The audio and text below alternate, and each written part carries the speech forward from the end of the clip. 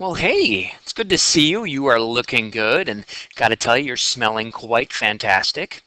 But anyway, while we're all here, let's talk about direct variation. And what is direct variation, you ask? I heard you. Well, the objective today is to write and graph an equation of a direct variation. That kind of rhymed. Waka waka. Let's talk about direct variation.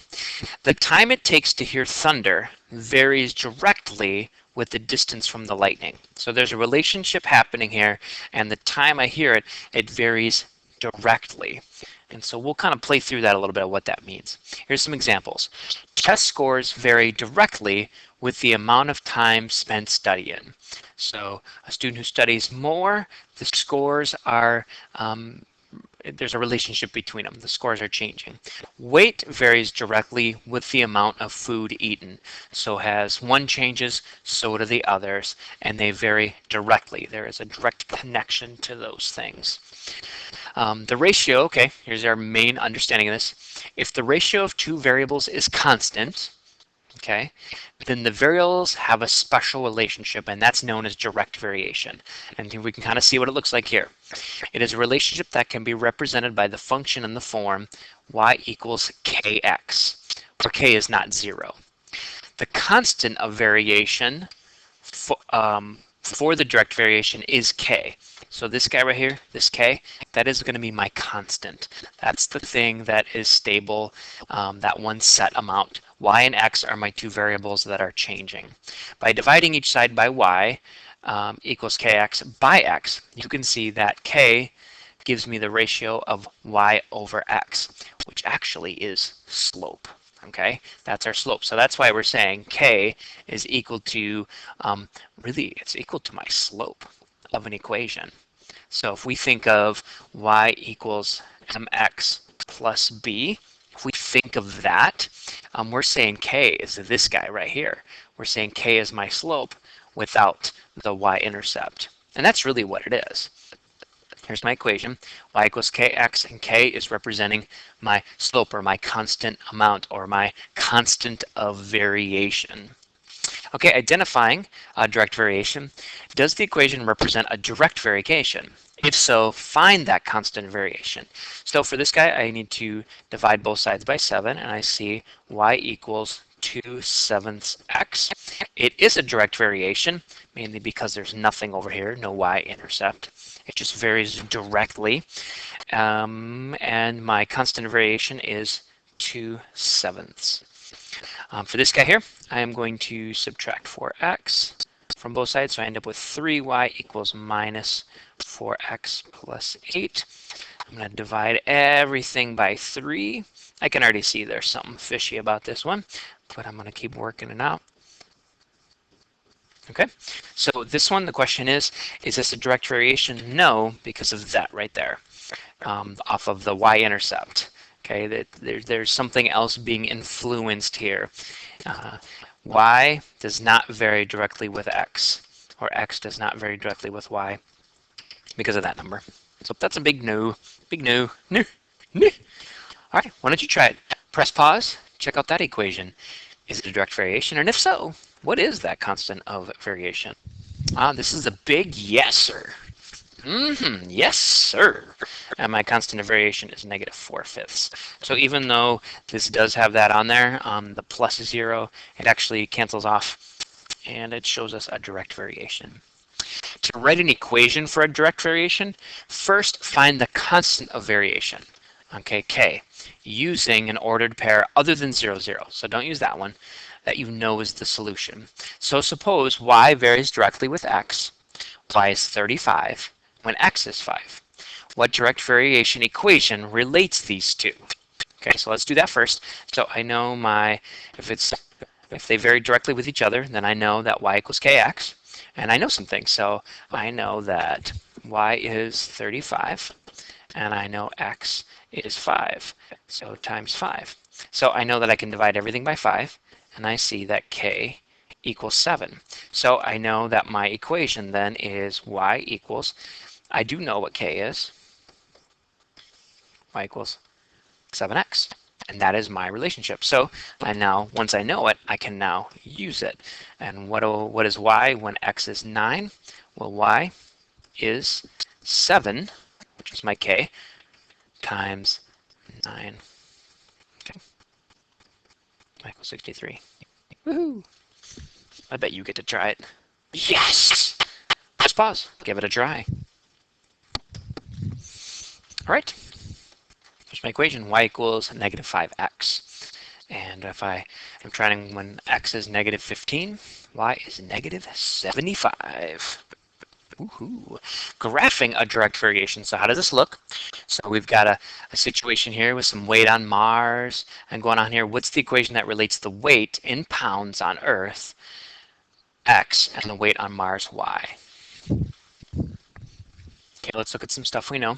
We know weight on Mars, and we know weight on Earth. Okay, so we're going to use y equals kx. So we see that it's 50 on Mars, and we're going to try to find k, and it's 130. And they say they vary directly, so that's good.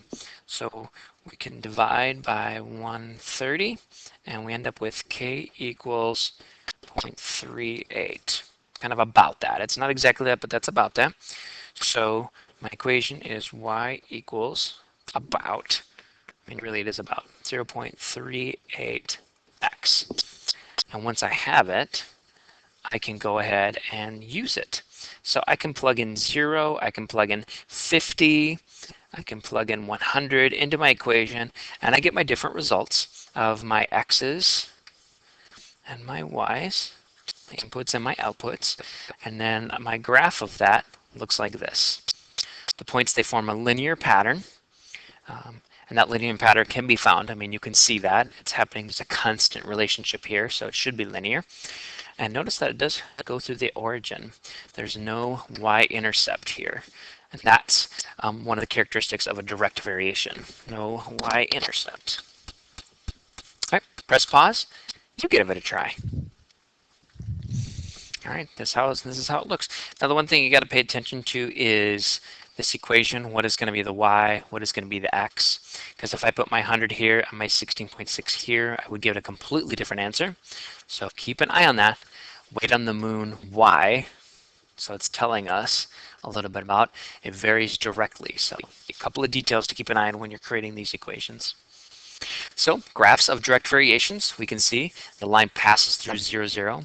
The slope of that line is k, and we've talked about both of these things. So both of these is representations of direct variations. And notice they go through the origin and do not have a y-intercept. You can rewrite a direct variation equation, y equals kx, also as y over x equals k, when a set of data pairs, x, y, vary directly. Y over x is the constant variation. It is the same for each data pair, for each one. So for the data in the table, does y vary directly with x? If it does, write an equation for the direct variation. Okay, so I know this. K equals y over x. And if that's true, then I can try it. So 6 over 4, 12 over 8, 15 over 10. Notice I'm doing my y over my x. This is 1.5, this is 1.5, and this is 1.5. So that tells me that this is a direct variation, and I can write an equation for this one. Y equals 1.5x. And there is my constant number that's playing out here. Okay, I'm going to look at my second one. I'm going to pause it and set this up.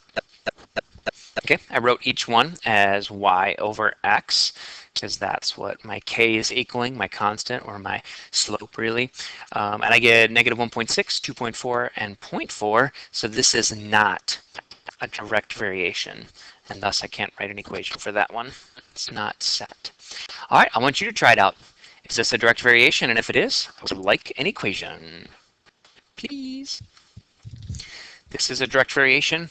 All of the proportions here, y over x, ends up dividing out to being negative 0.75. Nice. Nice work. Way to go. All right, let's do a couple word problems here. The distance varies directly with time. Okay, so if Joe travels 57 miles in 1.3 hours, how far can he travel in 2.7 hours? All right, let's take a look at this guy. Amount of money interest earned on a saving is directly proportional. That's a good sign. So the amount of interest, okay, so I'm going to be using um, okay, y over x. So I'm going to be using this equals k, ultimately to set my whole thing up here. I'm also going to be using k, or y equals k times x. So I'm going to have those ready. So the amount of interest earned, this is problem number 3. Okay, we'll go back to problem number 2 and 1 in a moment here. But we'll just start here. The amount of interest earned, that's why I'm confused. The amount of interest earned, okay, so that's my interest earned varies directly, it's directly proportional to the money saved. Okay, so this is equal to here. So that's what k equals. All right, so k equals I over s. Now I'm going to build my equation. So y equals my interest over my savings times x. Okay, I'm going to start plugging stuff in. So I can see y is what I'm trying to figure out. Okay, I see that I have 104 in interest. I am earned on $1,300. Okay, and I'm trying to find x. So 1,800. Okay, so I can see that my interest varies directly with the amount of money I put in.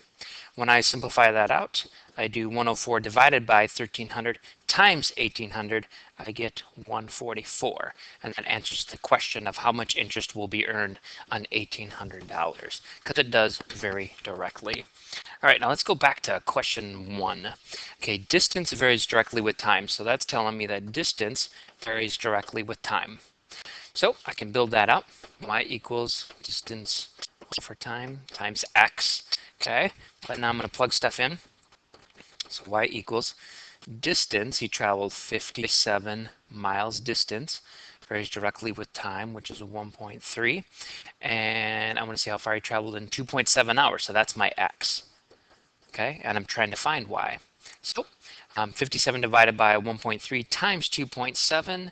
Y is about 118.3. It does keep going and such. So the hardest part about these is just building it. It's building this ratio right here. So keep an eye on that. As you practice it, you'll get better at it. So Hooke's law, why don't you press pause and you build this one out and see if you can do it, and then keep going. I'm going to keep going though. Okay, the distance K. Hooke states that the distance a spring stretched. Okay, so the distance it's stretched, so it's like distance is stretched, and it varies directly with the weight, W. Okay, so I can see that y equals distance over weight times my x value, my x and y.